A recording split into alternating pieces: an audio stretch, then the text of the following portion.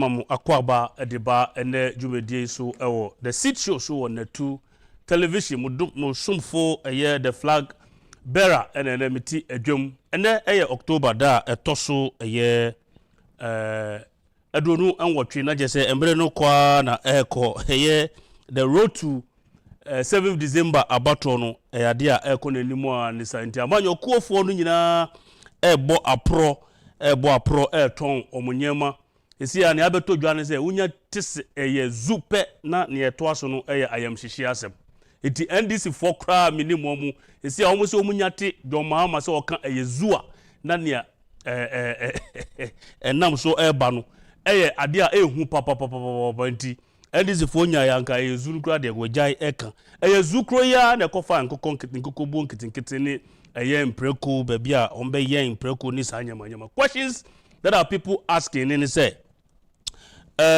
sa nkoko bu nkitinkiti no yen a ye hai nkrofo adan yen a ye ti nkrofo efie no aso omoma ye nkoko bu nkitinkiti na Mahama ne na ban ombe ma ye baby a ye de nkoko bu ni besi ana se me a meti obi nchen no sa oniku no ni fie na ono ama baby kakra me de metiato no eho na me de nkoko bu no eko akosi ana se ehenfa nti ye question a nkrofo ebisa His Excellency Dr. Onye Doctor His Excellency the former President Mahama John Dramani Mahama bia hwe nim se ode eho emwe ebeba na meyam hihimi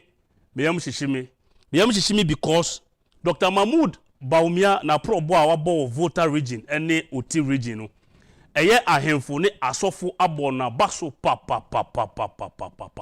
na nia me yam ahyem ne se na se ya na ye mampani dada John Mahama ebedi asofo atem dendenden se womo presi the running and I said the friends vice president ye flag bearer adima MPP o si Dr. Bawumia ko adosifo ho ana mo de ade agu ne konmu omo se o be wini oko asori a na asofo no presi no wo be wini oko ahemfo so ana ahemfo so ebo na baso na me yam ahihimia ne se John Mahama wedi yesre o membedi voter region ne oti region ahemfo a o mabo Dr. Mahmoud Bawumia abaso no mendi o matem kra mesrew akabe 40 days na yakoto aba ne sa enti mo be hye ne nso de ama ene menya openi kese bi wo fia pa na ye de discussion no eko bia ye fre no Kpone Katamanso eka the greater Accra ho Kpone Katamanso me gidi se mumu dodo na makofefe fa ho mo di djuma bibre but mo nim se ho na ye fre no Kpone Katamanso no ede numre ye bedi Kpone Katamanso ho nkomo kakra bi nti ni je se yensa ka abrantie onumnyamfo a ogina edema MPP amanyoku no anemu wo Kpone Katamanso wa address fine aba studio wa prepare no hwe na dressing go na just parliament adwuma no ade a wa hyasia ene sa no ti ebedi Kpone Katamanso ho enkomo kakra me fan chakese pa ma omanfo a omwo the great trouble constituency ni titiri ni the flag and I said the parliamentary candidate Madam Gloria Ofosu obo adwuma papa nyame ya adwuma ochina ma 7 park so SS graduate a omunya between 6 and 12 aggregate 6 and 12 no mami na doya oye no ade a ogusu a oye nti ohia SS graduate be 280 nearly 300 of them a ode achede mattress ne provisions obia benya ne kakrawa a ode beko school mami Gloria Ofosu the parliamentary candidate ma MPP the great trouble constituency ena odi jumadie we wa opese odi wani ekobo ahoma akohoma wo no betumi akọ ma 7 park no so anopa be 10 o'clock wo betumi ehunia ekoso die bona abaso papa na makanisa no na yebekọ voter region ni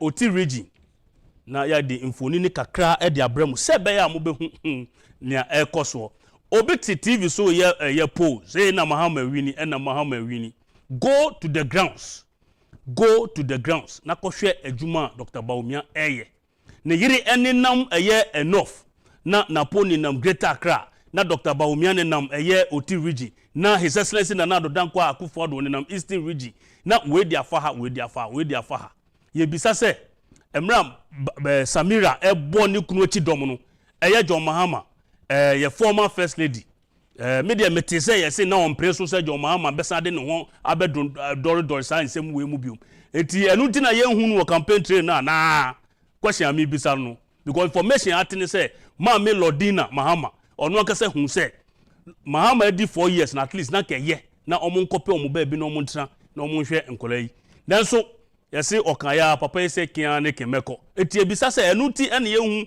Lordina Mahama na Her Excellency the former First Lady of the Republic of Ghana. Ayasem ena mibisa because last time year 2016 ni 2020 year campaign ye humami ene ne modembo na omo che year chance de ma year kaya ye ene ade na say ye hu sa nyama ni nyina tie bisa say Mami Lordina oda so gyina mu say John Mahama ma onsa mba bi omo ana ye be hye ni so na MPP free SHS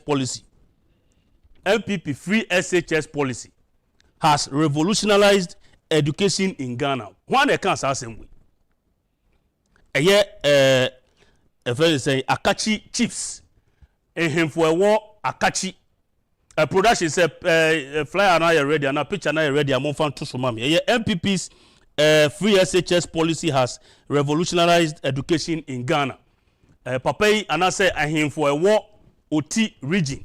Dr. Alhaji Mahmoud Bawumia na probo a wobo a ode ekoto a omso ewo ho no na ehemfui ede saa ensem wei atudwa ohia 23rd October 2024 ewo 9:10 am or say MPP's free SHS policy has revolutionized education in Ghana. Akachi chiefs na just Akachi ehemfu na ede saa ensem yi atudwa a omo bo aban abaso papa ne titiri ni Dr. Alhaji Mahmoud Bawumia say wabo Nana-Addo achi dom ama yede the first and the second term of Nana-Addo no eba ewie a ono Dr. Mahmoud Bawumia obeteki over na ene numre meniaje papa meniaje because maybe transa program iso eka kire mu se media minim nia mede meni ehu ena minim nia mede masoate na Honorable Shelley Ayokobotwi, Ghana's Foreign Affairs Minister akansie no okoye no media na me wo mu gidi se mami ebedi nkunim sempa yate no endra Ghana ha dodo na ani age ene se mami Shelley Ayokobotwi ya elected no as the Secretary General the Commonwealth. Secretary General the Commonwealth. De say yenso ye de yano tumu ema sa victory eba enti Mami Shelley Ayokobotwi, the newly elected Secretary General of the Commonwealth no. Kencity Media ni titri ene the sit show crew ni nyina ye say ye maw trinkwa na memfasa akonya yeso na membo omampani Nana-Addo abaso esane se yenim anamo a otuye ene telephone so nkomo ene campaign a oyema Mami Shelley Ayokobotwi ene the Honorable Minister for Information Honorable Fatimatu Abubakar ono so ebo juma papa for Shelley Ayokobotwi to be elected, and then the Deputy Chief of Staff Emmanuel Adumwa Bosman dodo na freno Carlos von Brazil ono so ayade a obo no homodin papa ewo saa anamonya Shelley Ayokobotwi enimonyam hyekese de ma oman Ghana enimonyam hyekese pa de ma oman Ghana enti ye be hye ne nso na in some way pie ewo Parliament last week some past few days propaganda ena senia yenimu no dru sabre we a senia John Mahama ka che na sembia obeka ma nipa adwene ana kuma adane ama ono wato abama no ene na woka intintra na wodi fam no kra na wodi fam John Mahama ne kan nyam na ka ma yi wo sa show ya mre ni ho ntina mempese mesa bobium na sa propaganda yi a omo pese omo de to wadwen ena omo de atum se eye aban akofa military officers so mo de ba parliament abema oyeni asi nti wotia na wadwuna ye wo na nado ene MPP aban omutimo den se de bia me ka kire me se enfumso a wo be ye no sima sei ato ababone no ebetwe waso mfie nan enti ye de ne aye yisu sa adwumadie we de ye ne se be bie wani ne ya mawo senia ensem no eti na ye kana se still a wo se wo de ye wo tu mu ntia no na wo pe a eno de me maye mafam de I'll go to my heaven na me jaw na Ghana Armed Forces almost say deployment of military to the parliament where it was on Speaker of Parliament's request pacho mo fanto so na ahwefo anhwe bi o say deployment of military was on Speaker of Parliament's request, that is Ghana Armed Forces, the Ghana Armed Forces GAF, signed by Agri Kwashi, Brigadier General, Brigadier General, Director General of Public Relations. Yes, and ode atu jano Ghana Armed Forces and Oma Church in Simnum say, the Right Honorable Speaker of Parliament, Alban Sumana Bagbi, and ode adesede beto omonim se senia na tension no eba no ehu behia se Ghana Armed Forces ede omo mema no anase mrantie no beba na se BBC a na ka omo na NDC fo no ka se na friends President akufo-addo ede military na ba se obeye coup se I don't understand what they mean by that. Eti mobema moni ada ho se aboa owo se ne Bible eka no enchechemu a Ghana Armed Forces edi aba omo aya omo ntanka sense mu ibi ba omo hu se baabi a propaganda no edu no ano edin too much na ohini bi a ye fe no doctor onu so ohini mi suro se Mahama kra ba hia ase edi natem esane se waka nokre Dr. Uboro Tosan Konja the fifth oye paramount chief edema Pasa traditional area oyo ohimpopa ni modu na wakasa asembe na odi tudwa moma ahwefo so hu nia okaye no o say you have won the election already asem okaye Dr. Bawumia na pay courtesy call on him ewo Pasa traditional area o say you have won the election already. What you are doing now is not campaigning but showing the young ones our next president. What you are doing now is not campaigning but showing the young ones our next president. GH1 for Adaroma and Saka sa infoni Dr. Ubor Tosan say Konja the fifth paramount chief of Pasa traditional area. Na ohwe ensem ya papa yi dia tudwa me dem ye sure say enche bia Mahama baba bedi papa yi atem ba mesre no onfa nche papa no say waka nokre no see nia Dr. Bawumia ye no enye campaign no odi ne ho kire mmebunu no say ono na the next president esane say aba ana say president ni de wadi ayeden awie ye ko yanim na Clergy East Iowa Oti region. Clergy East Iowa Oti region. Na in fact, Broni Beka say rousing welcome pa omodema Dr. Mahmoud Bawumia. Pese yedi yeni ekohwe mfonini kakra bi na yeba Dr. Bawumia at Clergy West Iowa Oti region the way om receive Dr. Mahmoud Bawumia.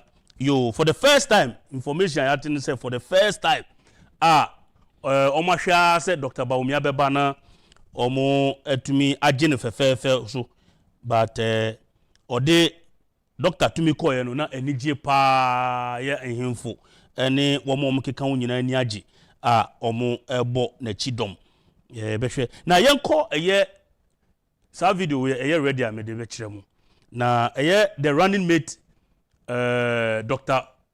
Matthew Poku Prempe napo oko Pantan nursing training college ona niesi ye de esewani ense okache na sa propaganda making ebi na NDC fo yi na emrate ne mabawa no chante omoni age alawa omoni age Bawumia omoni age alawa ho no NDC force niana emrante ne maba nurses training students no na omo ka se omo hia Mahama na sa sem we kura o de kwa dwundwuma does it make sense wo hwe se ne omani agi a eho no mabo bi ho ye ma na napo ono so de ohun youth na otumi ginja omo na omani agi me ka say 5 months or 4 months alawa na akamu no it has been paid omani agi na nanumre mi bisa se nia delay wo allowance ene nia obetwam kura emba nia na wope all trainees nursing trainees any teacher trainees omo answer sa question we okwa koto aba whether we NDC ni or MPP ni we training bisa won asem say nia cancel alawa no ene nia restore nenso delay kakra nenso unsa beka no nia na wope se mu humfoni no napo okọ pantan training college ho one mrantie ne maba na eden ekodi nkomo mepese yebekwa kotie nsem kakra omanfo no eka efa the 2024 election what people are saying about the 2024 election say are ready production mama yenkonkotie nsem a nkrofo no eka na yemra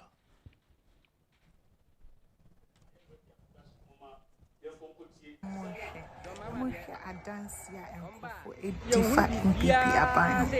Yadi akokre shasi muntie and some deno. Yeria yako makola market women from Adansia. Charlie, let's go. Niema frisia yenya fi wo no edo so pa bibia me ka te ho bia wo Ghana bia so aba no ma Dr. Nana Ado ene ne Bawumia Omia number 1 omwane ko Papa ha madaba kwanya ni sesia andisi abawa so ye diaba ye jina ya soa prayer to sa sa ya nkwana na namba ya pa me ba ko free SDH ye madaba kwanya ya to bi kura mada obi time wa fa Bawumia na ko afa Bawumia abu pro wa fa Bawumia ni ako Mahama kaka emushe Bawumia kaka I am responsible No Bawumia no ye be use here Don mama use here ye betia roba kunu try Bawumia tia roba Bawumia kana Bawumia yankana gatu mali da bangu tia roba for Bawumia what does through number 1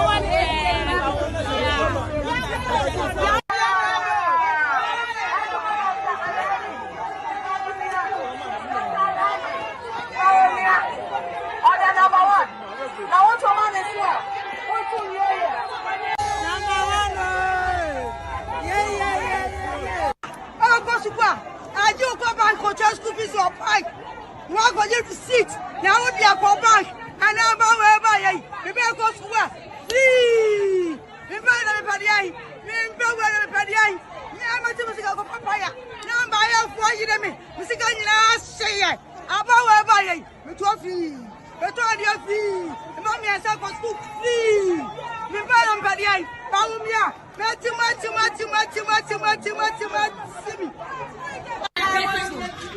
Papa, I'll be going, Papa. And can I see a touch in your Lay a brewer, and this muscle. When you put a idea for what you yes, money, I show on here, solid. Lay a bread. Then let me have the woman. I'll be blessed. Yes, I'm waiting. Any baby, I could be anyone.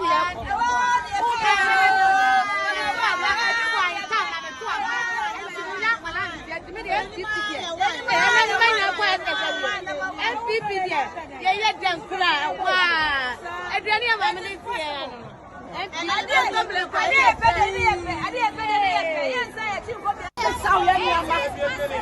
If you want to say, now you are. Who got your 100 Ghana will live before about that tragedy? Bawumia, you have 2 hours.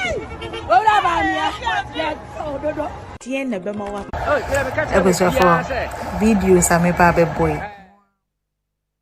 I just sent it to him anyway. Okay, near Omanfo Eka Efa Dr. Mahmoud Bawumia ni titiri ni elections eba kosu anase eba be kosu nyame aduma 7th December of this particular year. December this year. Hey, dia eba papa me kaise enche bia na mbom mu kaise ka 76 days enne me ne mu kasei enye 76 days bi mu almost 40 days na chese bosome ni some few days na chese emre no kwa de wo bibia na waye nentem wo bibia na waye nentem voter region Dr. Bawumia aprobo no me wo video kitwa bi mpese wo hwe woni beji kama voter region massive endorsement for Dr. Bawumia nkonko hwe na yemra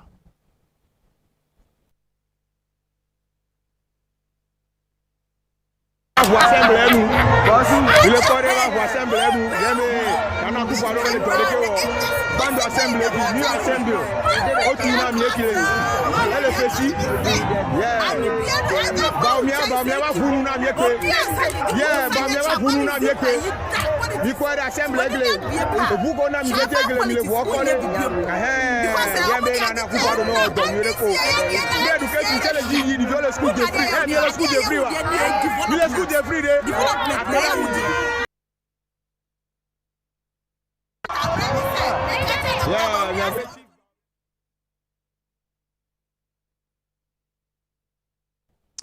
yo sa infonino ene yema mu ehwe kakra na Dr. Mahmoud Bawumia esan coordinator pro but se ba bia obedu bi owura on de on mai se sebe o share yikura obewura hopa no ne waka the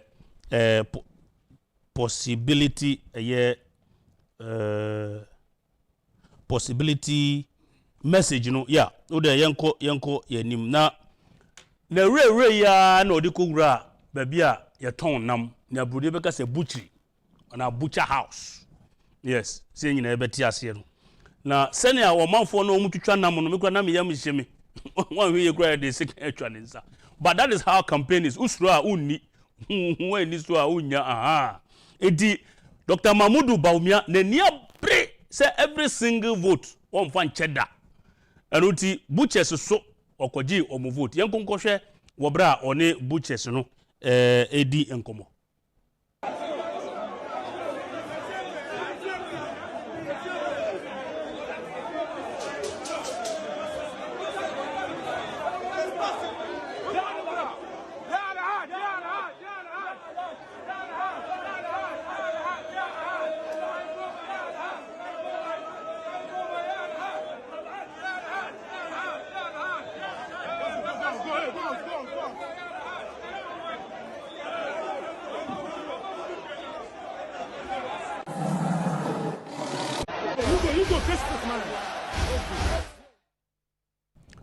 yeah, anuti we campaigner APP for them who work constituencies mufengura places like this because the presidential candidate himself will rura baby a ton nam njiri se bia omutwa kakra de ma na Right Honorable Aban Sumana Bagbi waka sembi e dia fa jo Mahama ho na we mu de omo ye NDC fo nko a nti omu di nkomo a ese omu di omo ho nkomo ese ogidi kakra nti ana Aban Bagbi so ye nim so ye lawyer ami emra nimni a seasoned lawyer send abrofo no ebeka no nti ono de sometimes o kan asem a na say na we ye nyame bi o parliament a odwune ho a wonti ase na o describe Mahama see me say mo amokoto aba no muntie ni yie Bagbi oni Mahama yie sin send ya meme ne ye nimu no ena ye bisa no say papa bo John Mahama no otisen woni na nanti ache ni nimdie no etisen ni leadership qualities etisen si etumi di o mafo anim the position mana design otumi akura position no and then in somewhere Bagbi added to John o kan sem bebre bakakra bi emrinti me pese kokotie ne Bagbi eka fa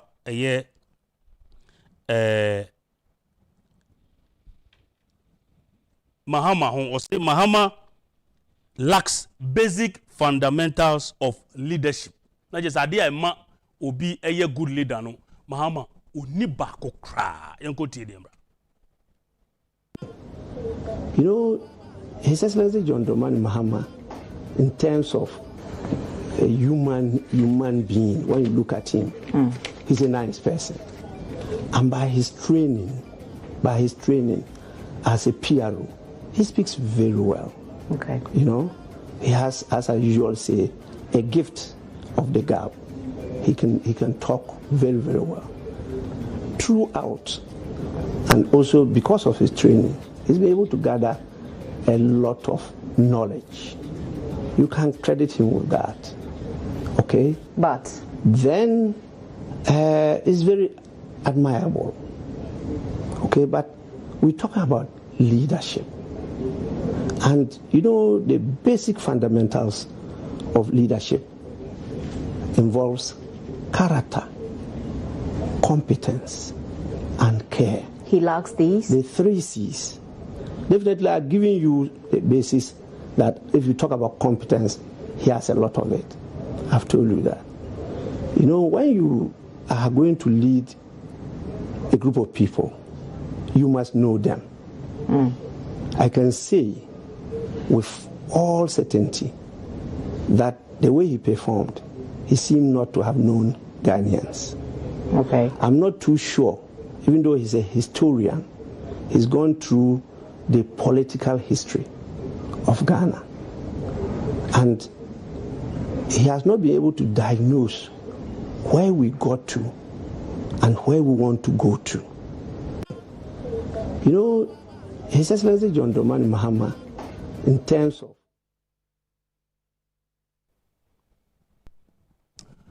you are over to you. Or say, he's a nice person. But President D is not about how nice you are. President D is not about how nice you are, because I can cite a lot of presidents. One more beji, one more mind, but they were not nice people. So President D is not how God bless you and a senior. No, that is not what leadership is about. Or see, the fundamental, the basic fundamentals of leadership, which are competence, character, and care. Or see, John Mahama oni ba kokra. Nyamnam kaye abambagbe ne kaye. En ono no one ne da onimu no. E no kan sa asem wi a kire. Enti utie me na numre ne mabɔ video we di a kire. Na papa yi aka John Mahama wasem se eye ade afa no character suban oni bi. Eye competence ye nim dia ye di bu oman anase ye di leading for oni bi. E na care won care even about you and I. Na say wo say wo de ye wo tumu enti eno na obeya. Heaven knows say maye mafamu de enti definitely me de meko heaven na kawo akawo nti yemfa nko adwendwemu. He lacks these basic and say fundamentals of leadership. Now say NDC for Edio manifesto by almost say resetting Ghana. If you say on say Mahama any NDC be catch say ye yari erefia. I'm sure say one more na see a kasa chewom. Esani say this election we will continue to remind ourselves sir. Esani say per se one man for no answer na obekwa kwotwo aba no na why well informed. Now, sir resetting that is why somebody described John Mahama as inconsistent. And then Odruha looking at the issue no senia hoteno no waka to send no kan say nkran for the gakomi and nkran dokro ni mokoni nchinam eno omo we no de omo mpe digitalization nya de omo hia. Oko voter so no akoka voter nia ebe to makoma so wako ha ena wako kan say 2016 to no kan sa asem we and some of the two dwano diametrically opposed to and some of kan say Ghana saying we should reset na just say yensan say ye chinko set and basic yinu krabium Dr. Mahmoud Bawumia ne mpanyifo ka say we need to upgrade. Sabe we use software or phone so e do baby a ye fra bibi ye di bibi kakra be count you upgrade it. and I say you update it. Omo de omo see there be Ghana say into yen reset it. Say until reset asia for phone. Number will be in chair baby I'll be to me call to reset friends and factory or whatever factory settings. Now obe hu baby our phone ebeko. Now when na ye nena mo an ye ko hu say 2016 Ghana man penny dada John Mahama or din same be two dwa. Ah no oka say ewiase afo na nyina baby ni wono ma obeko a o solve one problem another problem ember. Na say ekoba ni sa hu hia say obeye de obeko akọ reset and say obeko akọ friends ahye enyema sibiom enyem na meko nia ene ni manifesto headline no resetting Ghana no and someone will count 2016 or say reset the enye enti say 2024 e dia na asesa ema reset yenkotie onumnyamfo Mahama Niemra.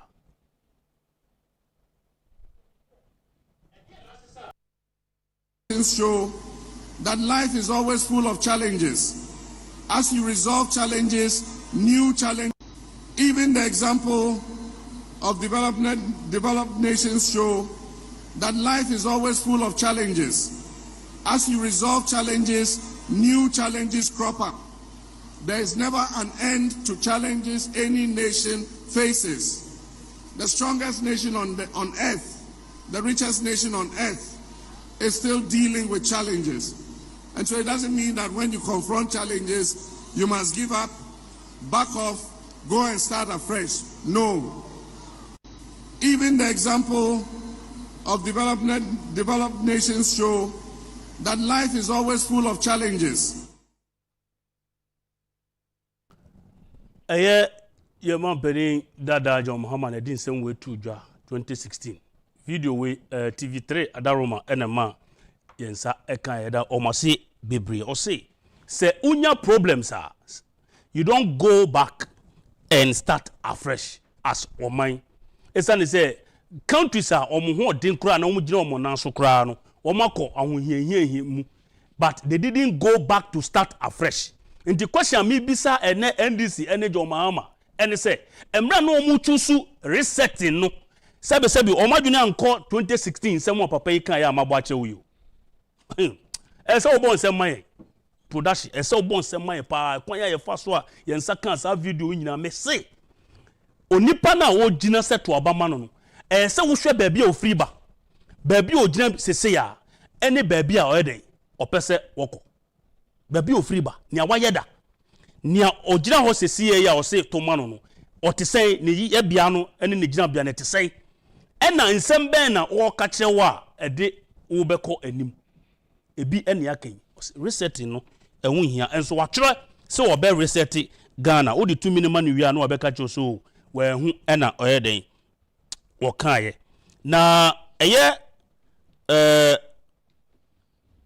Dr. Bawumia or say Dr. Bawumia is credible and honest leader. Tio. Dr. Bawumia is honest and credible leader. You see, oti ahemfo no, any voter ahemfo na, womu kan sempade fa Dr. Mahmoud Bawumia no, womu kan samfa Mahama ho because they know, for instance, video ya mabwache mwi, ahemfo no, womahu, say you are inconsistent. Uka way, ochano waka say, the next day no waka say. But woman who said Dr. Bawumia de, ni obeka ene 30 years ago, and one waka nene. Esan say, what I'm informed about and then say I think 2010 or so papa Dr. Bawumia otro book no virtually talking about digitalization and won faso a ewo edema economy and untina enya wan say 14 years later wa be vice president no or that so can digitalization wasem because 14 years ago or so and o can digitalization a ye ni year ebema Ghana economy no ayede apeja and unti Paramount Chief of Akroso Esuoko ewo Oti region Nana Odam Jemfi the third and I would describe Dr. Bawumia say or ye credible and honest leader mpese okotibi ewo wasum na ye basisia. During your 8 years as first president of the Republic, you have not been cited for corruption or any fraudulent deal. To us, therefore, you are credible and honest leader with integrity. Your love for all manner of persons without discrimination based on age, gender, ability, disability, tribal, or religious affiliation.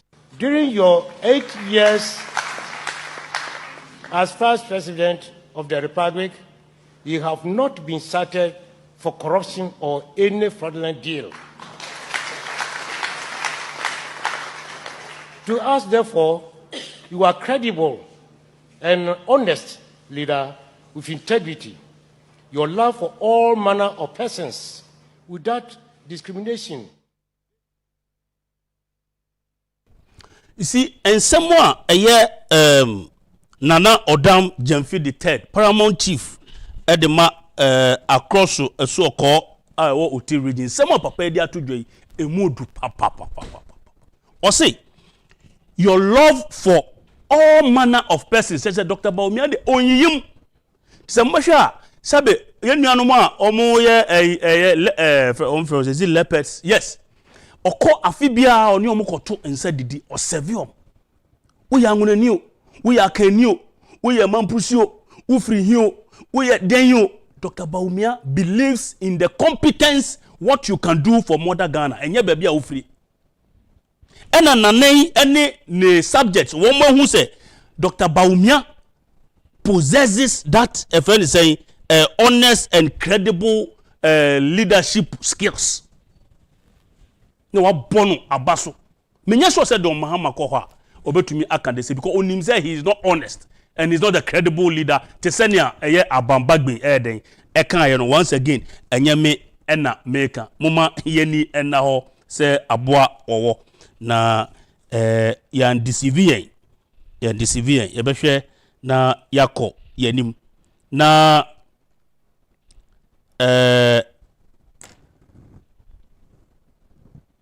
asofo mpanifo a ewo Oti region. This year me pese me share how I'm interested in Oti vote, you know, because we share Dr. Bawumia na pro boa wabo, especially Oti region is very admirable.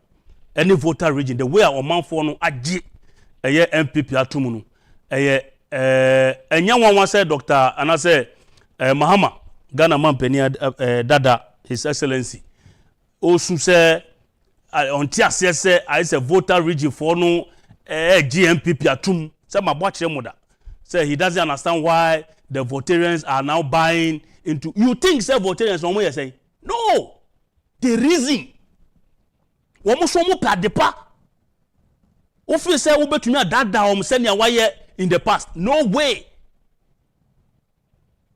When you package yourself very well, when you have something for the votarians and they know say it will help them, they will welcome you. They have seen the light. They have seen that Dr. Bawumia has something for them. Enti, don't get worried. The last time, eye koko anyido or your votarian na heya na note, and on my the analysis of Emrajo Mahama ube a candidate from 2012 eba besi ene aba ya tu nyina under your candidates no and as a candidate channel eye vote no drop one air drop and MPP e kosoro e wo voter region koko agido hu ayi no kasa sem and wako jina na and MPP for ne dada votarians no so you are trying to say that votarians no sabi omunim ayi na and MPP for chantro and omo de ye adwuma. No, they have seen that you have lied to them for a very long time. And ade wo ho na enya wo sesan e ko try foforo ehwe enuti na mpanimfo yi e de saa ensem we atu edwa enuti mo be share nso e de amai na meka eye clergy no asofo mpanimfo a wo mo call dwumadie na se bia Dr. Mahmoud Bawumia e call ye no. The clergy in Oti region praised Dr. Bawumia so much. Ebia when I be my last video, na ma come guess so.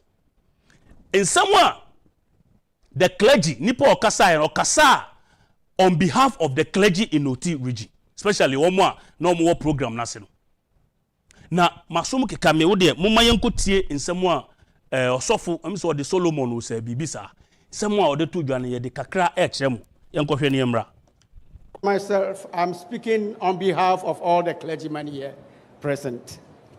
Your Excellency, we the clergy and the entire ecclesiastical body of Kencity and its environs have made keen observations, followed you keenly on all your activities as Vice President of this country, and have made a few observations, and for the sake of time, want to bring to your attention 3 of them. The ecclesiastical body and the clergymen and all of us here have observed that your personal life, your personal lifestyle,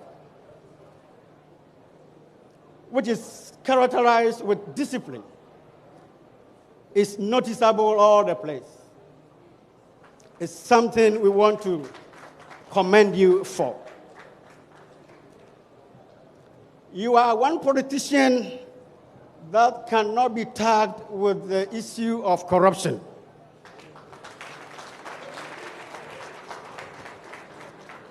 Permit me to say that, Your Excellency, it appears you are corruption-free. I don't know, maybe you have some injection that it helps you immunity against corruption. In fact, when I go through the media, the social media and whatnot, you will never come across any statement, any video, anything that intends or attempts to bring him into the arena of corruption. I applaud you, sir. Observation number 2, your visionary character or visionary spirit.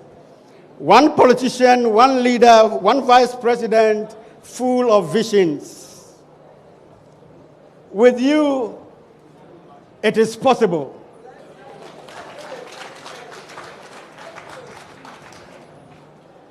Because of you, Ghana can pride itself of certain facilities that other countries or nations don't even dream of.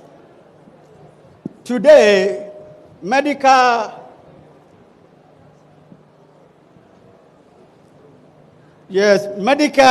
medications can be supplied through the use of drones in this our country. It doesn't matter the distances. You are able to do this. We applaud you, sir. It only comes for a man who can dream, a man who can see the possibilities. The things that others don't see, this man can see. We call you the man of digitalization, bringing the impossibles to be possible. We want to say thank you. Observation number 3. Your execution of your dreams have always been characterized with excellence. You are a man of excellence. Anything you attempt to do, you do it with all the excellence that it needs. If it's to be done, it must be done well. Let's give him a round of applause. Your Excellency, the President, these are a few of the things I want to bring to your attention and to say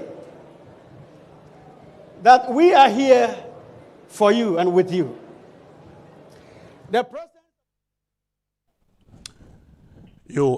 Pastor Solomon Pencil, Ujina, the ecclesiastical body of Ketu South and Ketu North, and Odin Semwe to Jawabra. Dr. Alhaji Mahmoud Bawumia, de ni campaign eko omo asye Joy News adaroma era yensaka sa video ya mom credit na osofo no wakasa wakasa na kasa okaye no osi Dr. Bawumia is a man of excellence. A man of excellence. O train so here na ye ka se wanya excellent na je se wabon ho modern papa wa pass ebi kra ni ba bia bio. And o say Dr. Bawumia obi a se bibi wo na se ebe ya se ye ni ye preko. O say if it must be done, it must be done well. Insurance company be omo slogan no. Na o say o ma observe say Dr. Bawumia, the personal lifestyle no characterized with discipline, and this is noticeable. Obia hu say oyobia odini hu ni. E don pese o president be ya obi odini hu ni. Well, the ecclesiastical body in Ketu North and omu bisao sa question. We say Dr. Mahmoud Bawumia cannot be tagged with corruption. There's a social media baby anyone ma obetumi ehu any traces of corrupt act. They target papa. Umpe president sa. Umpe president sa. Umpe president or ye vice. Ye suma so won konkoto helicopter mra. No onkoto achobo. Not president then. Nyame fa ne kransie. President Professor Fifi Atamius. Eka say obey institute investigation anche na papa nya ne ba bi koy. Umpe president sa. Osofo the clergy ewo Ketu North and omubisa sa say Dr. Mahmoud Bawumia is corruption free. Corruption no dey untumi emfa ewo baby e say wo dekọ. But Dr. Mahmoud Bawumia ho dey untumi emfa corruption no embe no kra. O say for his visionary spirit. Asem we pa and I say with Dr. Mahmoud Bawumia it is possible. Hey, papa, more than politician. Onim kasa papa. Na enuti ye be share so. Na okasa no, osa kan bibi. Na okasa because of Dr. Bawumia adaroma na daroma nti. And medical supplies ye the drones and a supply medical friends saying medicals medicines across the country be any ho no mo ope a draw yentumi fa drones emfa emrel na production picture bi wo ho me pese ahwefo hu na ye dia besi nsem a osofo we kan about the usage of drones so wo hwa and da ho no we United Kingdom afa no omo introduce drones ebe fly blood samples across London to avoid traffic. Ghana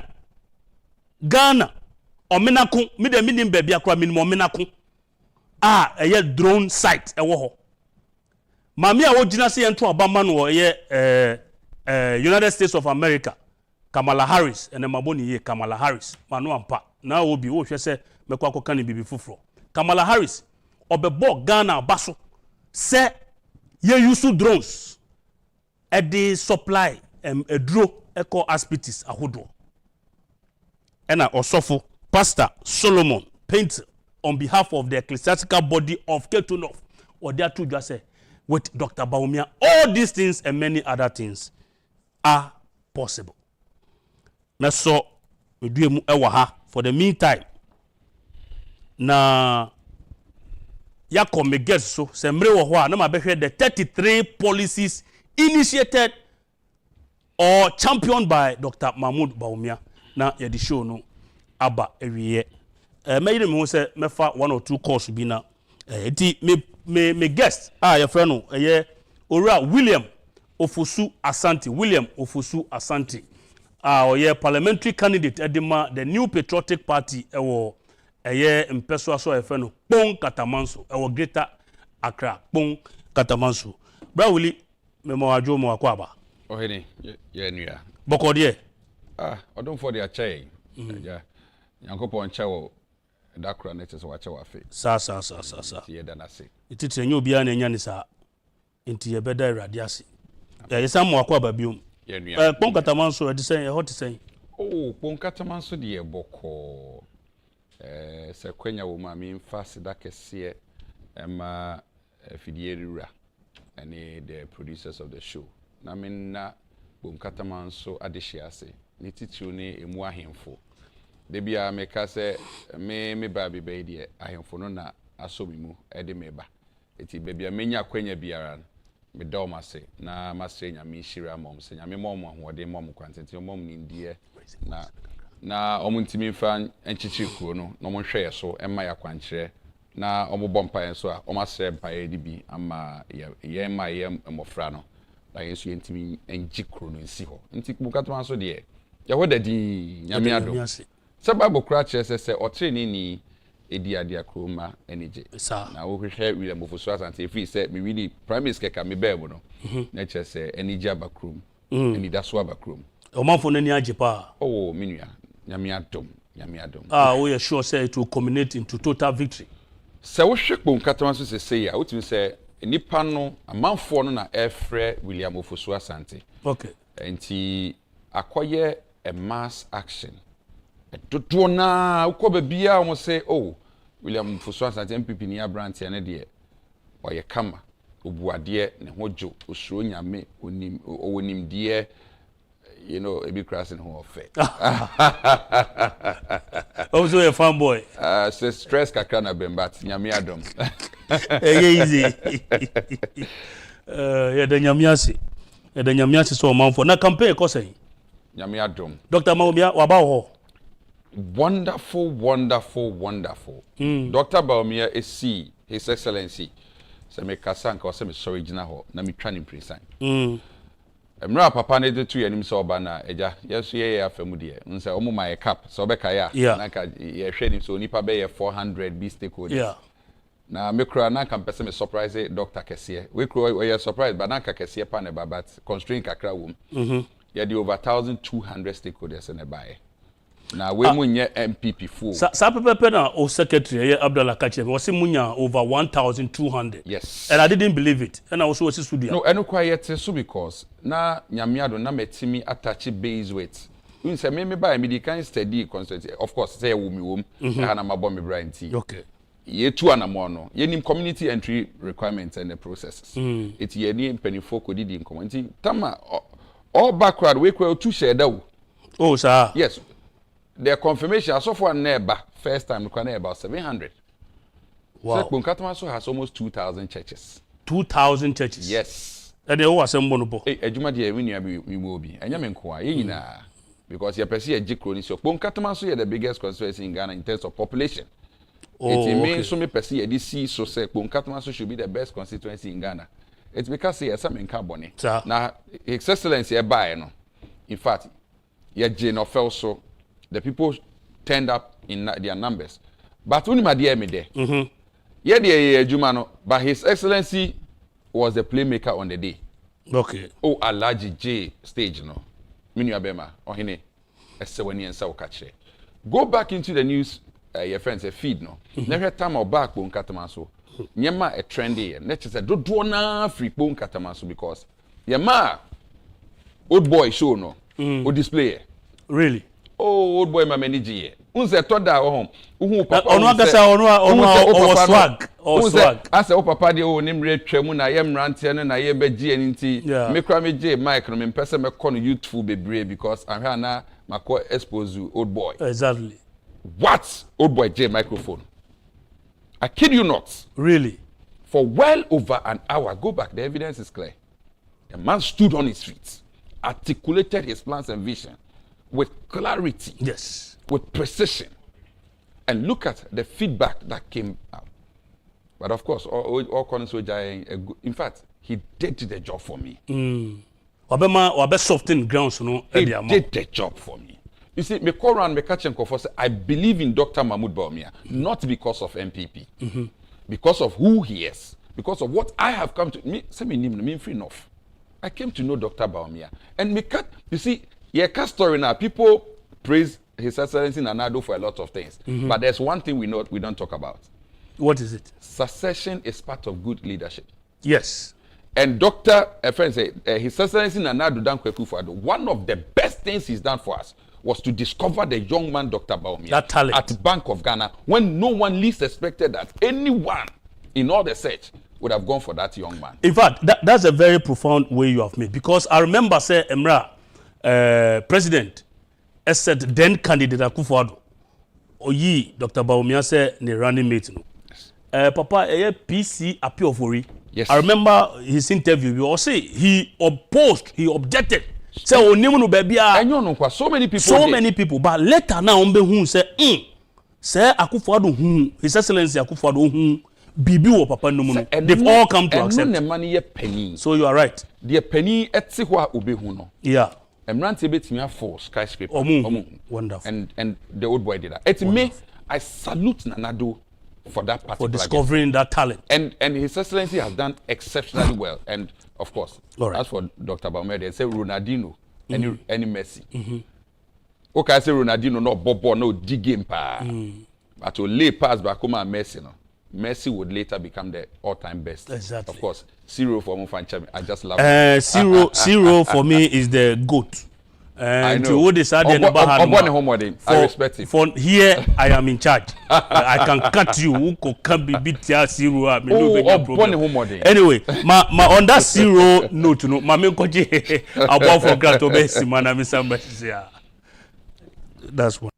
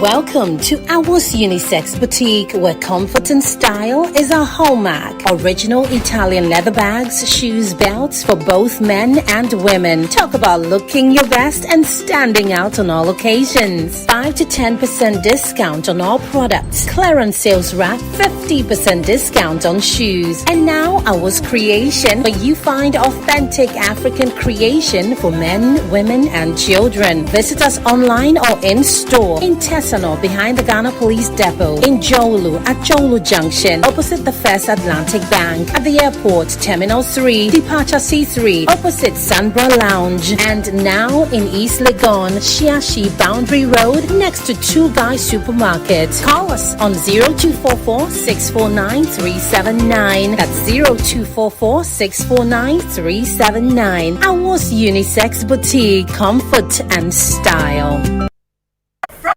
Trading Enterprise is still your leading mobile phones, accessories, and your electronic retail outlet. We have products such as mobile phones, television sets ranging from 24 inches to 86 inches, air conditioner from 1.5 horsepower to 2.5 horsepower. We have washing machine, refrigerators, Bluetooth speakers, CCTV cameras, and many more. For bulk purchasing and retailing, visit any of our shops nationwide or our website at www.francotrading.com. You can call the numbers on the screen for any assistance. Please note, do not pick any number apart from these numbers.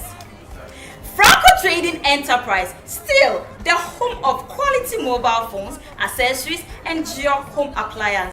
Over 5 million children have benefited from free SHS. Protect free SHS. Vote Dr. Bawumia, number 1 on the ballot.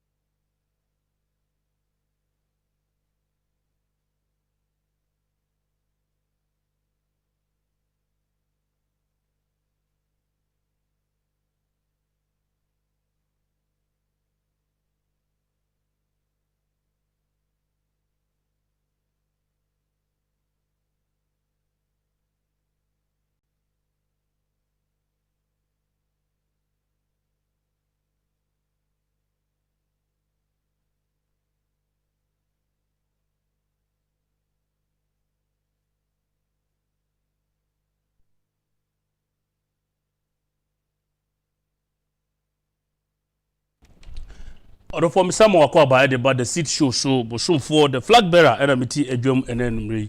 My guest William Ofosu Asante or a year parliamentary candidate ma MPP Amanyoko no Kpone Katamanso for the 2024 general elections. William Amemra Osubium na obi beka say William Kofi Ofosu Asante onne hwan.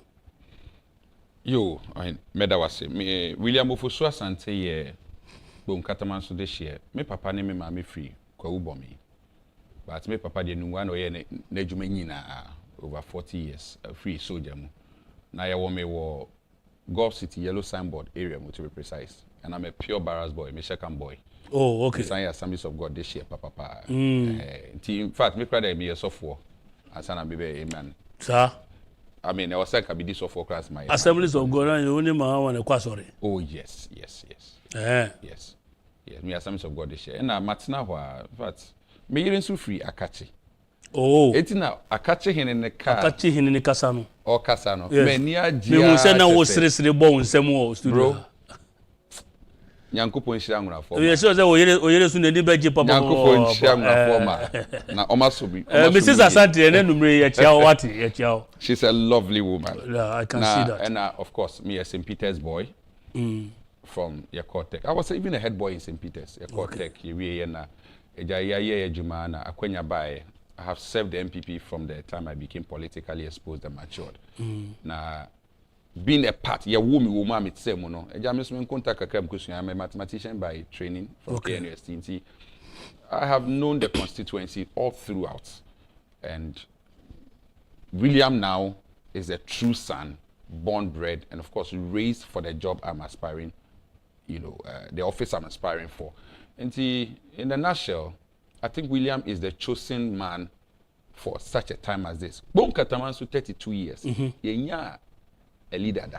Yenya politicians. But whether we've had a leader, that's another leg of the discussion. So this is the first time of course, Daniaba MPP. Okay. But I tell people it is not coming simply because of MPP, but because of the man that the MPP has elected. That leader. Yes. Let's set it right. So the man the MPP went to the poll to elect is the man the people are presenting that Wedie Obebwa or your brand here, youth in a dorsal, and I'm one of them. And this is William Ofosu Asante. A bit friendly homeboy because I grow from so I understand. Of course, I came from a very humble background. It means what it means for people to go through some of the things in life. So be sorry no pana sebi di obedi kwaya den baby odi ni tibeto aye den uko ofia wo na matechim o beda wo dem akroso ateche. I have seen life at the lowest low, and by the grace of God menya kwenya to represent the good people. So my inspiration and my aspiration is towards the good people of the land that only be back first a jankebi and as a wisiabi only need that so no. By the grace of God, I can inspire hope in that person. And I tell people wherever I go, that young man I'm speaking to, that young lady I'm speaking to, can be the next Dangote, can be the next Osekwame Despite, can be the next Danado Dankwa akufo-addo, or can even be the next Dr. Bawumia for Ghana. Or can even be the next flag bearer. Absolutely. So our job is to make sure that we give proper leadership so that our people will have hope. Now, also, a sense of direction. It's only what is lacking in Kpone Katamanso, of course, in the face of all the infrastructure deficits.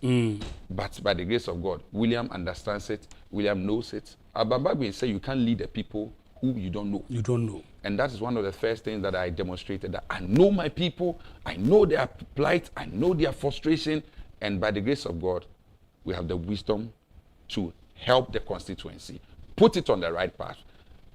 Before William Ofosu Asante, Kpone Katamanso was not discussed in the proper light. Okay. But after William Ofosu Asante by Nyamia Dom, today a Kpone Katamanso, a man for Hunu constituency within the proper light. That in Ghana we do what we call equality mostly, but it's not about equality, it's equity. Inti seminu uko kumase, meme ye Kia Matisse, we articulator trailer. Na ye mame ebia 500 Ghana worth of fuel.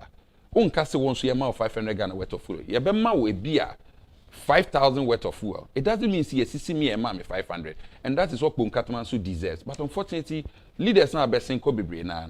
Enim sa nyeme. Intomo kwa obi a ajitu intimo ma yensu. We have over 1,700 kilometer network of road. Ko teni ba. Undone. Yeah, ko teni biaso. Meanwhile, we have MPs abesiako. And this year, this was 16 years. What did we? I mean, 32 years. What did we see? So Obi Beka chose MP here kwa. No, but Tamana MP etiso anani president ni party. No. Exactly. Anyway, What did he do? So clearly, The lobbying skills. I tell people say MPP did 16 years, NDC did 16 years. Yakwa the yenyen din we. But you find 16. Some constituencies a developer. It is a Kpone Katamanso developer here. Me, I won't go and ask the central administration. I will ask the Soma, I don't know. Yeah. A DNA no so Because yeah. what is it that Tema Central, Tema West, Tema East differently? Entia omutiminya bibi na Kpone Katamanso for all these years of 32. Yensan kashe. And the people of Kpone Katamanso would agree with me. Say we have to start asking questions.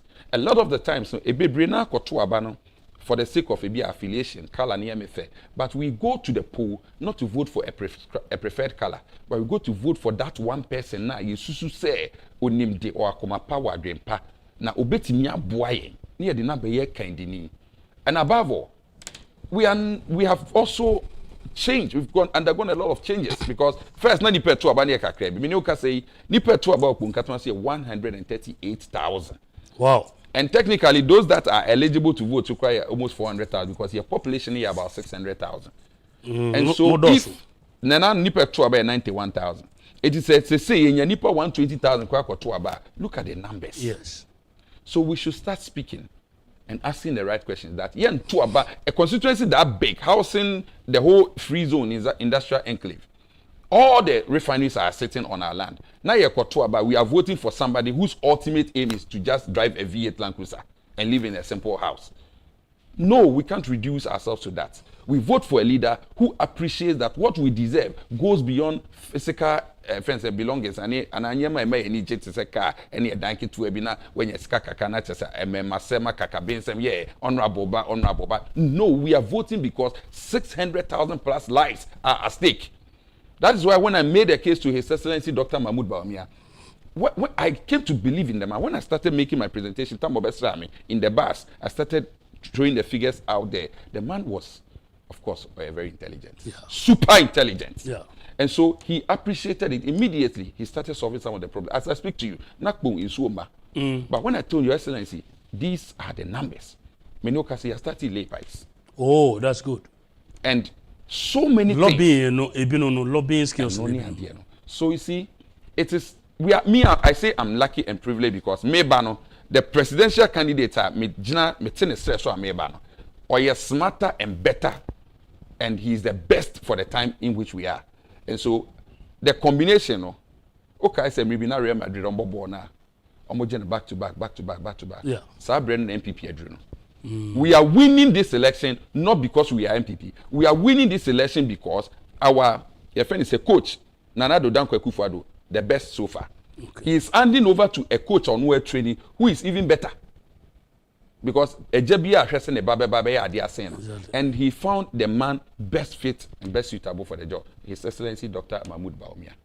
Superb gentleman. Okay, so on that superb Dr. Mahmoud Bawumia, in fact, say the parliamentary candidate be eba show so your research team etu omugum ema omo ekofa ekotiti ensem our grounds and then I'll do something different. I will not put it out now before I show here nenumre. I think say the regional executives and the national executives and some other before me just say he doesn't know what I'm talking about.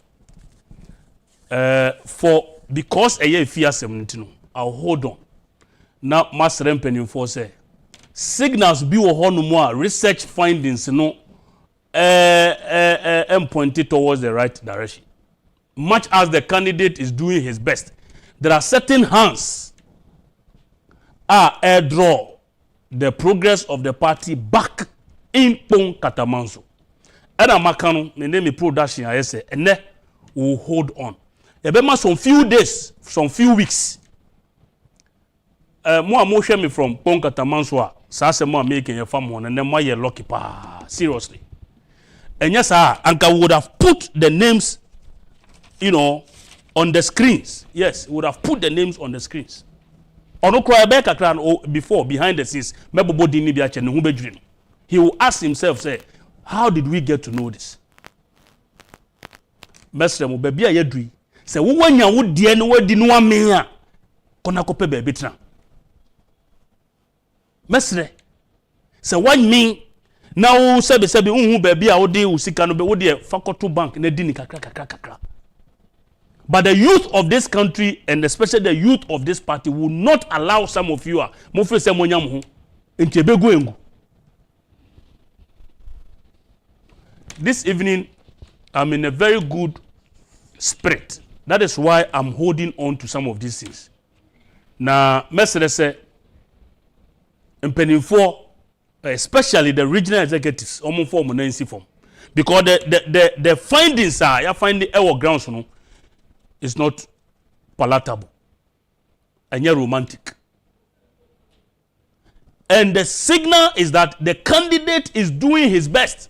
In fact, that is the main reason why production decided to bring him. We have a lot of candidates, but we decided to bring him because you see your food you are pano on the day on your piano. But in doing so, no, the findings said there are certain hands. Maybe Mestre Sempeni for the NBC for me. Yes, sir. One here next week, we will mention names. Because we are sick and tired of certain people almost said they are affiliated with certain individuals in the party and then they can do anything. Whilst other people are sacrificing, polling station executives, coordinators are going on empty stomach, campaigning. Say, Beya Dr. Bawumia Beba. One more Kpando Abayano, Etumia mo enya position. One more Asie, Nyama. Oh, they made this year. And by next week, if we don't hear anything, Thursday, Friday, the research team are going to go on the grounds again. Now, yes, 10 results on the paper. Say, Nyaman 10 year. We will mention the names here. Candidate, over to me the profile, a brief profile of Kpone Katamanso, a free hand, copy the size, no waka near the day. Can you give us even the population size? A dear Bena or man for a war, Kpone Katamanso, no, a dear business pan or more. Now, obit, that's why investor. A dear na over to me, a year of Kpone Katamanso in the envelope. Yo. So, Kpone Katamanso, your friend say the Brunei say cosmopolitan. It is Ubenya rural, Ubenya peri-urban, Ubenya urban. Na so drew in Suna Noa, Pram, and a neighbor. Ufi Ningo Pram at Tema East, Etwaso. Tema Central crown technically almost any air bosh here kakra. Na Udu Santoa, Tema West, and so near bosh here. Ufro Kosrowa, Adenta near bosh here. Ufri hwa Medina kakra wom na watwa so akọ Ekwapim South dodoa omso ne that's Ebri omso ne ebo hye wo gonten bipo ne infimfin ho usi forma shai osudoko nso ne ebo hye ansana ashama nso ene ebo hye Kpone Katamanso nko ane hye na uwi a ye land size de eso Kita about 236 or so square kilometers. Accra. Wow. That is very big. Wow. At the heart of Accra to have over, because I mean, Ashama has 17 square kilometers. Wow. That's Kpone Katamanso kita 236 square kilometers. So that's a lot. Now, your population, no, many of us say, your name number 2, because 2021 population and housing census put us at 421,000 as a then. Even that time, we were the biggest because the biggest then was Kumasi Metro. But Kumasi Metro, a friend saying, Asokwa, a can saying, Ufoikom, ne Bantamamo. It's not just say we are the biggest, we were even the biggest as at the time because we were only compared to about 4 constituencies combined. Now, urban population rate, we are growing at a whooping 13% per annum. And 2 years in Kuntana, let's just say, Kpone Katamanso, we know 2024, no. You tremu 600,000. And can papa mu and can pay 400,000 when was a kotua, but we the ages of 18 above population. But because said yes, no, oh, said the open money, oh, cock boom crown, or beba be fast, some if we attack the areas more, obeba befofa ashama mu ansa no akọ ashama nso machines o depending on people prefer to still go back to vote in the Adenta, Tema Central, Tema East, Tema West, Shai Sudoku and Aningo Pram Pram and sana can say Adenta or can say you know the other constituencies. So we have just a little over 138,000 people who will go to the polls for. Even that we are, I think, number 13 nationally. A Juma woman, because number of the 13 nationally in terms of what? Total number of voters. Like we share constituencies on votes, so don't make a demo any kind. And some are beba, denta beba. But to say most of them they are oversubscribed. Oversubscribed, nature say. We should be petty Asham maybe are making at the last time normally 206 or so thousand, but now 150,000 at Tuaba. Yeah. What it means that Tomom Tuabani be 70-80%. Yeah. Me wa back Kpone Katamanso and Ipe Tuabani be 20-something%. What it means that do do na tik Kpone Katamanso and Tuaba. Etika William be person Tuaba man but oma bano in Kpone Katamanso. Eti akwenya beba. Be in the subsequent election, omo be register. Wonderful. Uria because your doors na yakwe manfra no. Dodo na bankran ebe pay bibi. Enti ubenya all the various kinds of works. Your formal sector for. And na omo doors your vocation omo dom nsano esuam nsano djuma no. Dodo no kwanim. Enti you know we have to look at it that way too. Your farmers kakra your official food because of emponano no. Asante your civil servants, former sector workers. The whole of the free zones, no, is Kpone Katamanso as so. So Kpone Katamanso abe that one constituency that represents all of Ghana. But guess who are the dominant tribe in Kpone Katamanso? Bebre feel say because it's a traditional Gandangwe land. The truth be told, so wherever I go, I salute them. But don't wanna be Akanfo. Kpone Katamanso. Yes, Akanfo ne Dawson, followed by Angunafo. Really? Asante yenyaga and Adangwe. And na omo makano ediso. But the there were William Ofosu Asante candidate and say maybe I can and I'm married to an Ewe. Exactly. And I maybe I met so many I before na atna che maso na edin kamete kasadibi. So this is Kpone Katamanso. And the people know you. Oh, I am their son. I mean, ye dia grobom, ye tun say di. Me say me na Kpone Katamanso me here protection because obiara ni me so me ni obiara. It is a beautiful place to live. Whoever wants to live in Kpone Katamanso, ya kwa ina enye. But under William Ofosu Asante and His Excellency Dr. Mahmoud Bawumia, we will say we'll see the light of day and we'll be able to bring some progress into our development. Now, your issues, mom, AstroTurf ya basu yenya bakumpo. Because your leaders number that Kpone Katamanso leader and the wada. AstroTurf bebre ene wo ose enye na ban na woso. Oba road ose enye na ban. And I'm say there be enkan sa. Okwa mimi share Dr. Bawumia ewo ni fie. The first night to Your Excellency, sabe ye doso. O de fo ni tu ni padrom enim na hwe and the man listen to us. And if my MP will go and tell this story to any office, ye be bia man. But okwa free industry ho na unim de okwaje. Okwa pesika kitu ebi so when your leader is a mediocre.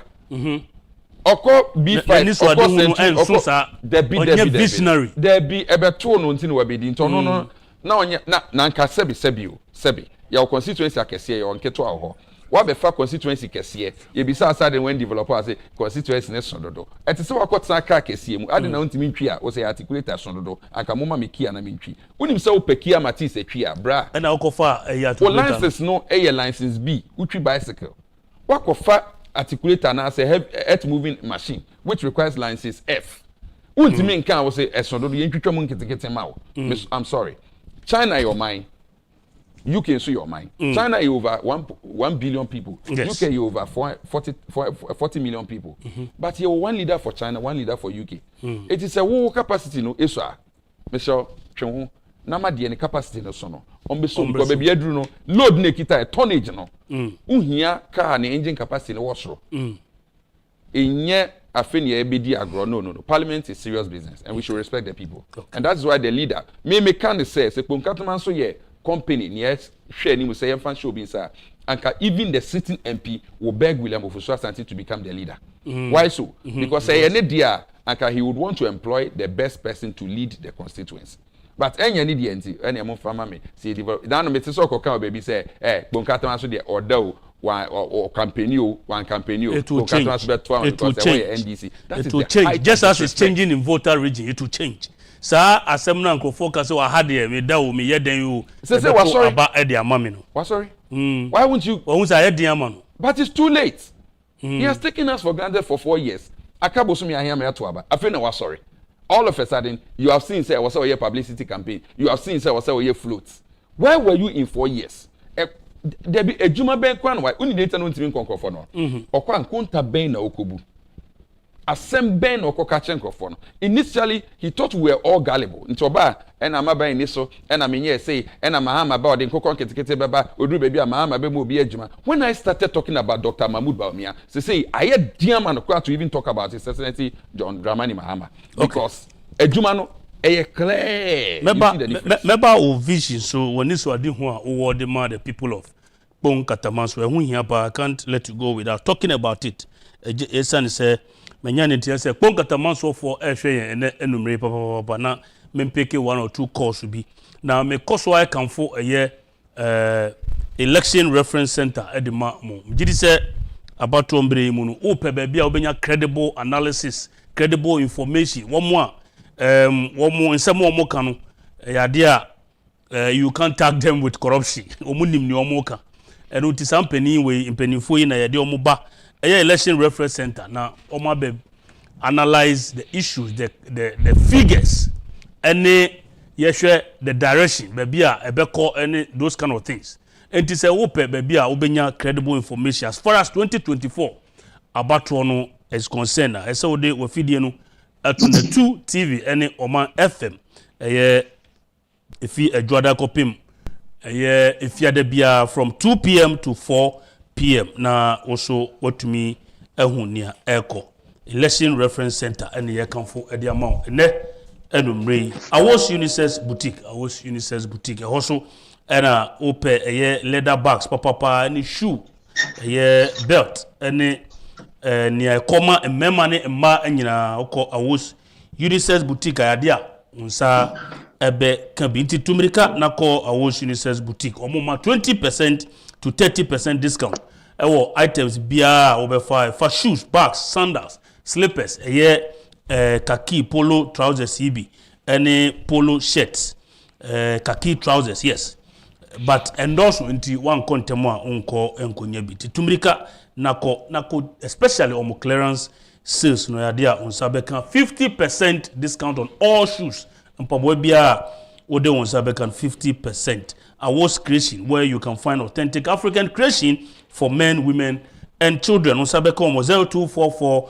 649379 649379 unsa ebeka omo jowlo opposite the First Atlantic Bank and now say Tesano behind the police depot and East Legon Shashi Boundary Road where and office airport terminal 3 departure C opposite Sandra Launch now also wahu near Ekosu ho Christmas nebe nti kana boto and office Franco Trading Enterprise here phone papa fie and yebeko Christmas yi adofo and beto phones dia cheche open Nokia Samsung iPhones papa ya be ya dia wo de woni kire Franco Trading Enterprise amsa bekebi se o pese o sisan o TV anase o to TV papa de che obi Christmas ya tumrika call Franco Trading Enterprise any tabletop fridges chest freezers washing machine papa latest one aba ejom era ewo Franco Trading Enterprise and after so mo camera no CCTV camera no ade awonsa bekebi o sabe come 0246 422-338 0246-422-338 and now 055-593-9311 055-593-9311 Franco Trading Enterprise phone papa efie minu abema mame embisao woni so ade hu edema your friend is saying the Kpone Katamanso electric na sansa obeba mu no ma mbie full lines no 0240 550 899 0240 550 899 nemfa 1 or 2 calls will be especially mo amofrefi mohwefi Kpone Katamanso no yo ma memfa ofrefo odikan hello yeah me mo ajo mo akwaba ye nuawo mpacho udini bebia ofrefi ni enko mpacho ye frame Isaac Afezi Okay. Pacho kasa. O frefi. Your friend Isaac Afezi, me frefi Bechele. Sorry, me frefi number 1. Number 1 and also Michelle Camp. Okay. Pacho kasa. Yes. In fact, actually there you decide say Abrante na ote onche no. A okasa no. Ye nyina ya dream ba ko say ye be kasa a kire ye na fofo. Obi a onye na adwe say yenta na chi afiwe Abrante a sabi ye kanyansa owobi nimde owobi ahode a owobi ono na obeboa ye nti nyina ye be ko efifie bebia ghetto to ghetto na ye na kasa nti nso ye da wase say wo de na ba studio na wakasa ena nda atoya koma so na ye beboa no ena wabaye ye MP e da wase bebre ya minshira no yo me da se ye Isaac Afeji a ofefi number 1 ewo Kpone Katamanso area mo number 1 woni wo number 1 is Michelle Campeche ye Isaac Afeji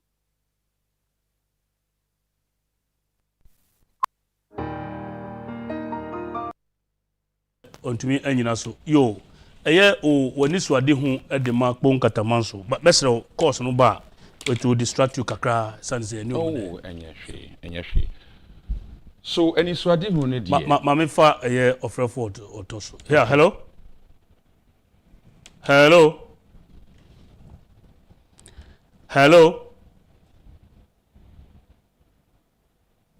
okay yanko yo we the many suade hu titiu no ejina the deficit in our infrastructure development.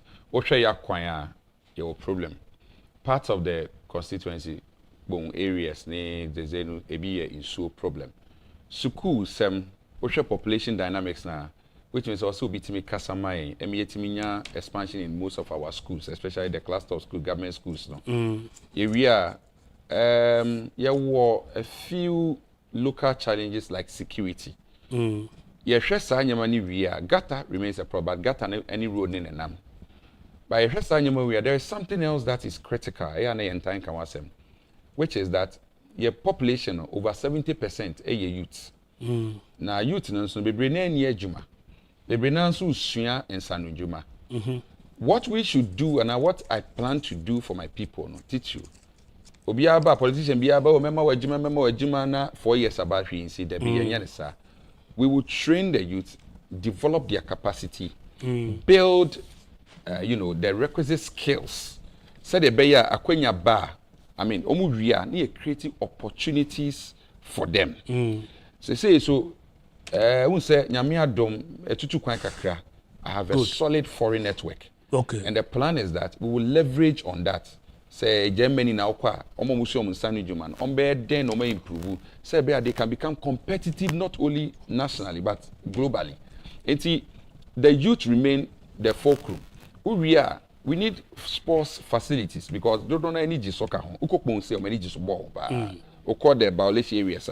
We should be able to help assist them. So these are important things I bet road yebeshe, water yebeshe, school sem yebeshe, yebeshe development of the youth. We are near creating opportunities for them. Now one more museum sano jiman yebe boom. I'm metimenya bibi edium sasum, and then will help make every life a meaningful one in Kpone Katamanso. Wow.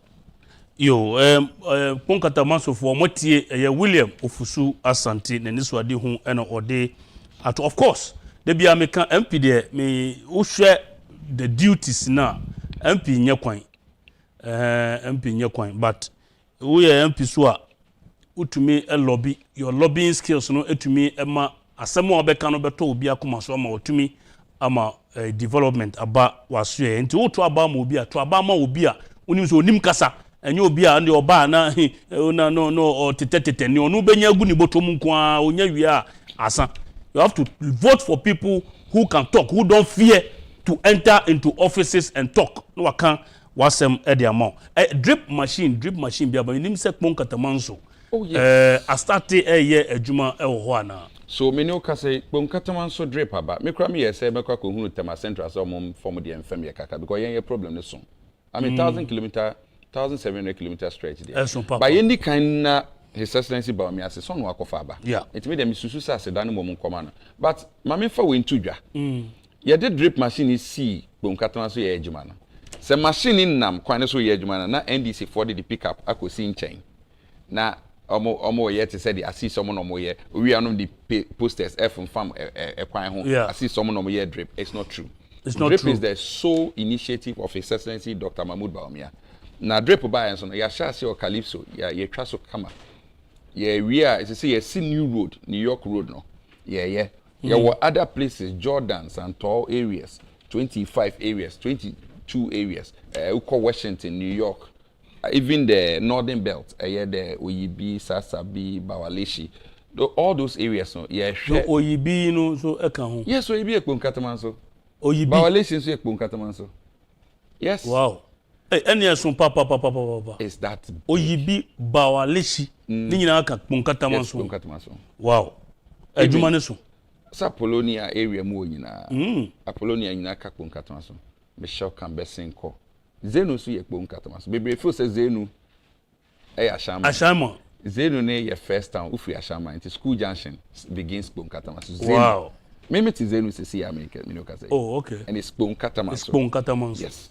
It is drape ne de yenda Bawumia se His Excellency na boy adwuma but se menya kwan ka men ka de we damakoma so pa okay ka unse ye hunu bibi se asofo bia kobom pa ye ne ehun sensem minua bema me mfanto me ye kristoni mapa but me hwehwe me bible mu de me hu ye nsenya me ne si hene na senyankopon so de ahenche no esi uti so na eche so wo botae wo hwehwe ma ne ma Inti mi bisa se Yesu Kristo kobom pai no ka se mi se meja wosro anka be anka makru yi empower but enye mepe ma wo pe enye ho inti se wo yegidi ni na wo bom pai a wo be kan wo de ba wo wi a manyankopon pe enye ho se nyankopon epe ne se Dr. Mahmoud Bawumia be di president it may not emotionally satisfy you it may not make you excited. But if that is the will of God, the perfect will of God, and I believe so to be true, because we share the processes, the preparation of Dr. Mahmoud Bawumia Femwa, it means that God was preparing that man for us for such a time as this. Yemma yehun kwan, my superimpose our, one can say emotional needs and our satisfaction, whims and caprices, on all of Ghanaians, because the man is a gift unto the people of Ghana and even beyond. It's in more edamakoma so wherever I get opportunity, Mr. say muma me kwenya na menka say nyame esi Dr. Mahmoud Bawumia ohene over the nation Ghana. If that is the will of God, yamwa papa no. My emotions. You may be MPP, you may be NDC, CPP, PPP, but if you love God and you know it is the will of God, go back to God and ask him, my Lord, what is your will? If it is the will of God, let's not try to circumvent. Let's help the man because eventually it will work well for us. Okay. Where the personal thing I want to put it across. Now, Mami Bissau, maybe the last question before I allow you to go. Me say who programs be bring Kpone Katamanso, but what to me Abba. Now, in your own view, right? As an individual, policy ben na obefi say aban way, and I say what you say aban way di Abba. Sa policy no ehun fasode no aboyura efie biem aboyura eye asori biem aboyura eye mosque biem aboyura region biem se wo ye mozamini o se wo ye kristoni o se wo ye akani o se wo ye anwonani se wo ye nkrani se wo ye moshini o which one policy of this government would you say atumi ewurawura sa bia iwo nyina? His Excellency Nana Dankwa Akufo-Addo, the President of Ghana. Me name baby okonya the idea of free SHS a free year. Okay. But it turns out free SHS has been the biggest and the best blessing to the people of Ghana. By the grace of God, me share Jumasi 2010 October. Me nya kwenya etu Ghana district biaraso. So I have seen Ghana, I know Ghana. Ghana is not Accra and Accra is not Ghana. But Ghana encompasses from Accra all the way to Boko, all the way to Tumu, all the way to Elubo Enche to Aflawo. And Ohiani Adie Ewo Ghana Kakra. And His Excellency bringing free SHS, no? There were people who stood against, who spoke against. NDC ran adverts against it. But as I speak to you, even those who spoke against the initiative, today, some of their children have become engineers, doctors, pharmacists, nurses, because of free SHS. Who anka enye free SHS anka obi beka say ono say ne hwan anka me say ne hwan me wo fase started free SHS. Today he is a certified university as an engineer. Yentua school fees. Me and I'm so inside the course Peters. So you see what His Excellency Nanado has done, the best for me will remain free SHS because no, it goes to the development of the people, irrespective, regardless of your political affiliation. Even the Odi na tem a domain of Krano, Nanado ayene mwa amani bako suku free. So sometimes ebia wono wenya ho ubetimi etua. So you may not see it as an important initiative. I tell people in so show what your condition it will feel say odia ho ato. But a man for age na form it ye catch us makano yem fa man for bi ntena mu a na nipa ne bedo so be 5 for car mu a o say NMC say me ho enhenha nti me ho ntome it free SHS no say ama nipa na do so dodo e bia wo de wu obi 10% will be 90% any be.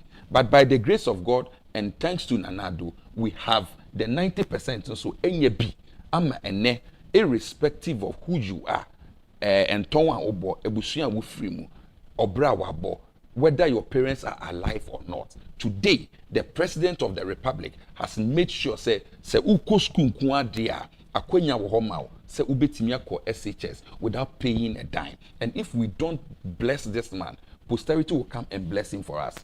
Etimesrew, as for free SHS, minim say akabebri abe cliche, but I would never cease or stop talking about free SHS because Abua, a lot of the doctors, a lot of pharmacists, I mentioned, the list goes on and on and on and on. Eti, I'm for, Yekon Shira, insurance Nanado Dankwe Akufo-Addo, His Excellency, Waboy empower with free SHS, but I still maintain his best shot is Dr. Mahmoud Bawumia. Well, nti unsuro se dachi aben bi beba mo abitwa sa policy a waka wasem. Enunti na yesi se kwase obema wontoma enyem na mka impenifo na sie eya tie ni din. Minim ebi I may not be as experienced a politician as some would want me to be. I respect His Excellency President John Mahama oyemi wofanka mepe. But the man at least ideologically said, I don't subscribe to free SHS. The man ran adverts just to run down free SHS, even calling it a scam. Today, he says, I'll review free SHS. Why? If he's talking about resetting, then he's going to reset free SHS. Do you know what that means? Resetting free Ghana means resetting free SHS. It means people will have to pay. So, ideologically, His Excellency cannot tell us that he is a subscriber to the policy of free HSS. So he says, I'll review it. You are going to reset the thing and you say, I'll review it. The contradiction, the irony. This goes to expose the ideological deficit and inconsistency in the campaign of His Excellency. I don't have anything against this person. No, I don't. But as for ideological discussions, I would say that His Excellency has lost every credibility to comment on the forward movement of free SHS as a policy. If he says he's going to review it, me, mere suspicious kakra. I would love to believe him. I would love to give him the benefit of the doubt. But Ghanaians should not make the mistake to say that we are going to trust somebody who we cannot, who we can't vouch for in terms of credibility on the things he has said ideologically. Let's look at it from at least His Excellency Dr. Mahmoud Bawumia or Kahuni implement here. Do you know the beautiful thing? No, tell me. His running mate was the champion player who actually implemented free SHS. Bawumia's running mate. Bawumia's running mate, Napo, was the education minister who led the rollout of free SHS. And the man was so successful that in the first year of His Excellency Nana Addo, Napo rolled out free SHS, and he is the vice president incoming. Wow. So the ticket of Dr. Bawumia and Napo only promises us continuity of free SHS. Said the Beya, baby, tomorrow, of all the things you worry about, education and kahon. And this nation, say, if you meet leaders and you say they are not good, they were trained by the states. They schooled in the states. Today, if the things in Ghana, also when in soil, Ghana for the producer. So if you far left France a sheep, 100 of them, now super leader, he will be part of the 100. He will be a sheep that is raised within the same flock. So, Nana Addo Akufo-Addo, the president of the republic, say, we realize that the educational gap is so wide. Ama yenya access. Say, nipa na eko ade no 100 na eko, but only 40 per in its miko school. 60 na kanya ye 2 omegu, including their quality ones. It is an eternity. Moma 100 na Bible class money na mbomunyi na utrabre ne so a ye be ye de wom. Nana Addo say moma obiara nko school. Said the bear a brain so the open so do abrabo ye bia no ya ma wakonya. You will not become a burden onto the state. So under free SHS, everybody has the opportunity to be schooled, and the nation has the biggest privilege and opportunity, say, because everybody is in school. When you roll out a good curricula, whether be it in the formation of norms, culture, values, principles, we are able to disseminate it at the lowest level and to allow for the regular Ghanaian. You can say, oh, you per se culturally, you reshape Ghanaian kaka to bring a sense of identity. And you per se free SHS offers us that opportunity because every child is in school and we can speak to them there. So we fikra na onka here. First, no pay house helper. Today, as I speak to you, if I need a house help, I'm not even getting. You need a house help, you are not getting. And you think it is out of nothing. It is because a leader decided, say, Oba Kosuku, Obi Bambe Somo, in San said that Mamu Nambo Munkosku will work around the space and see. They say now, yeah, they and Kualana Kosku na and Hochabano. I feel will be promising 24-hour economy. Interesting. There's a lot we can talk about. I'll leave it there. But that's a a brand here on for William Ofosu Asante, parliamentary candidate, the man MPP war. Kpone Katamanso, Mpeswanoso, and Uti, Yabeda Sepova Minia, Repemuno se Bibi or now per se only a for an answer man for cha, Obo, a yapon baby. Ah, and Emre, Ebema Edi, Jumedino, SC.